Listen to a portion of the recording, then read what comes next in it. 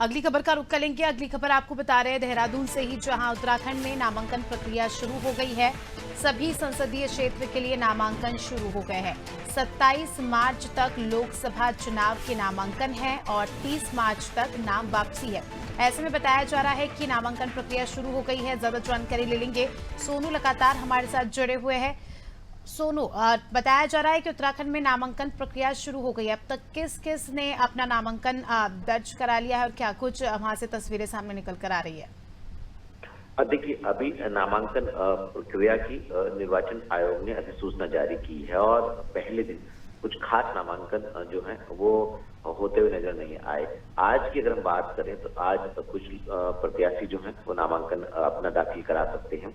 इसके अलावा अगर हम राज्य की मुख्य पार्टियों की बात करें, कांग्रेस की बात करें, तो कांग्रेस के अभी 3 प्रत्याशी जो हैं वो घोषित किए जा चुके हैं। 2 प्रत्याशियों पर अभी कांग्रेस में आत्ममंथन और कसमकस और जो चर्चाएं हैं, बैठक है, उनका दौर जारी है। जबकि बीजेपी अपने 5 प्रत्याशियों के नाम घोषित कर चुकी है और बीजेपी 5 प्रत्याशियों के नामांकन की तिथि भी तय कर चुकी है। और जो बीजेपी के तमाम दिग्गज नेता हैं वो नामांकन के समय पर कहीं ना कहीं शक्ति प्रदर्शन करेंगे, रोड शो करेंगे। और एक ऐसी लोकसभा सीट है जहां पर एक मैसेज देने के उद्देश्य से हरिद्वार लोकसभा सीट पर जो बीजेपी के प्रत्याशी पूर्व मुख्यमंत्री उत्तराखंड के त्रिवेंद्र सिंह रावत वो ऑनलाइन नामांकन अपना दाखिल करेंगे और उसके एक दिन बाद फिर 22 तारीख को करेंगे और 23 तारीख को एक जनसभा के रूप में अपना शक्ति प्रदर्शन और रोड शो और एक कार्यक्रम आयोजित करने वाले हैं, जिसमें तमाम समर्थक जो हैं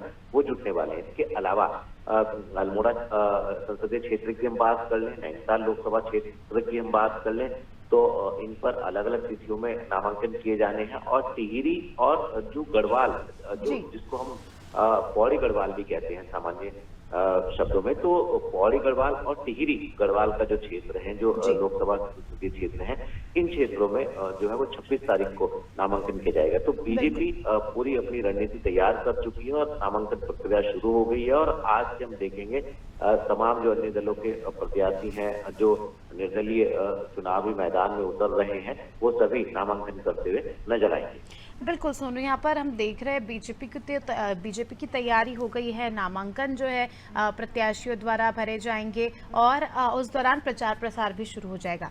लेकिन अगर हम बात कांग्रेस की करें तो कहीं ना कहीं ठंडे बस्ते में नजर आ रही है कांग्रेस इस बार।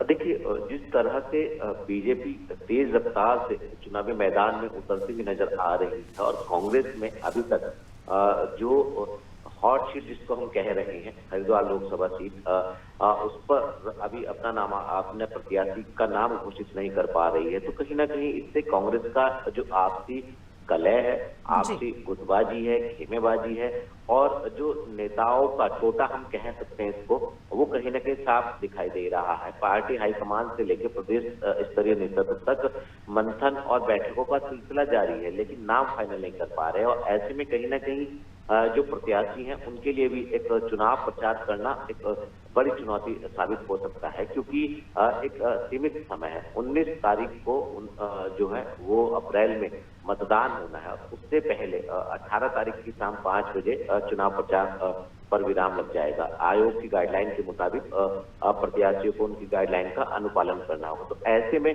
कहीं ना कहीं जो पार्टी के प्रत्याशी हैं कांग्रेस के, उसके चुनाव के लिए चुनाव का जो प्रचार प्रसार है वो एक बड़ी चुनौती हो जाएगा। और जिस तरह से अभी तक कांग्रेस नाम फाइनल नहीं कर पा रही है, तो ऐसे में जो पार्टी के कार्यकर्ता हैं उनका मनोबल भी कमजोर होता हुआ दिखाई दे रहा है, जबकि बीजेपी की स्थिति कुछ और नजर आ रही है। तो अब देखना होगा ऐसे में कि जो कांग्रेस है वो आखिर कब तक 2 लोकसभा सीटों पर अपने उम्मीदवारों के नाम फाइनल कर पाएगी और कितनी रफ्तार से वो अपने विरोधी यानी सत्ताधारी पार्टी बीजेपी के प्रत्याशियों को चुनावी टक्कर दे पाएंगे। अगर हम व्यवस्थाओं की बात करें, नामांकन होंगे, बड़ी संख्या में जो है समर्थक जुटेंगे और आचार संहिता है, तो ऐसे में पुलिस प्रशासन कितना यहाँ पर अलर्ट है? देखिए, पुलिस प्रशासन और जिला प्रशासन ज्यादातर जो जिला अधिकारी हैं वो जिला निर्वाचन अधिकारी की जिम्मेदारी का भी निर्वहन कर रहे हैं। और जो जिला निर्वाचन अधिकारी हैं और जिलाधिकारी और जो एसएसपी हैं वो उनका आपस में समन्वय स्थापित किया जा रहा है और सुरक्षा के इंतजाम किए गए हैं।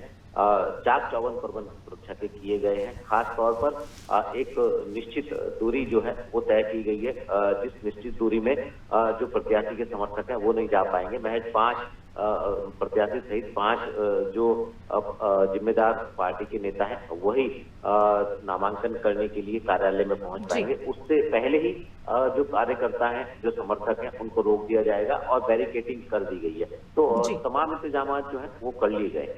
बिल्कुल, बने रहिए हमारे साथ सोनू, जल्दी आपका रुख करेंगे। तो दर्शकों को बता दें कि खबर देहरादून से आपको बताई, जहां पर नामांकन प्रक्रिया शुरू हो गई है। व्यवस्थाओं के चाक चौबंद इंतजाम है और कांग्रेस पर भी अब सबकी निगाहें हैं, क्योंकि जहां एक तरफ बीजेपी जो है काफी ज्यादा एक्टिव अलर्ट मोड में नजर आ रही है, प्रचार प्रसार इनका शुरू हो गया, तो वहीं कांग्रेस की ओर से कोई इतनी ज्यादा एक्टिवनेस हमें हम कह सकते दिखाई नहीं दे रही। देखने वाली बात होगी कि आने वाले समय में क्या कुछ रणनीति रहती है पार्टी की।